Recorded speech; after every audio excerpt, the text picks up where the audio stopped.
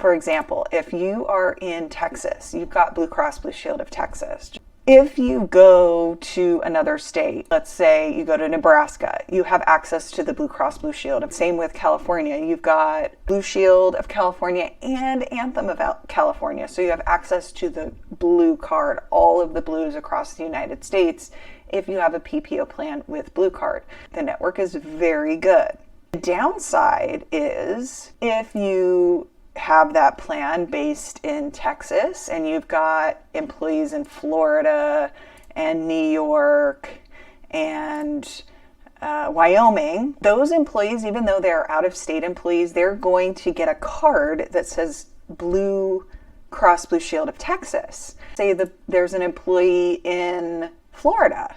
That employee in Florida hands their Blue Cross Blue Shield of Texas card to their doctor, and their doctor's office usually will send the invoice to the insurance company, the Blue insurance company that they are most familiar with. And here it would be Florida Blue. So they send the claim off to Florida Blue, and Florida Blue says, we don't recognize this member, they don't have coverage, and everybody freaks out.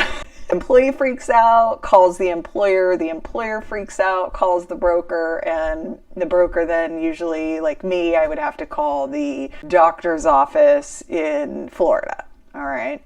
It's an education process. It's an education process with the employee, and then for me, the education process with the employer, and then an education process with the provider.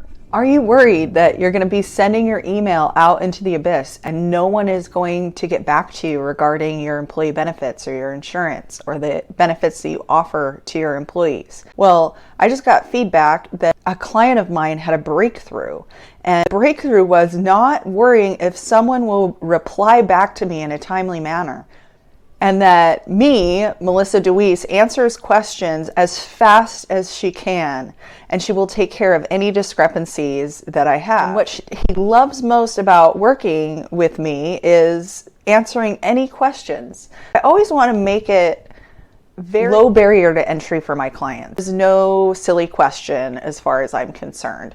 Insurance is convoluted. Insurance doesn't make sense. It's almost like learning another language. There's specific terms in insurance that don't get applied to any other industry.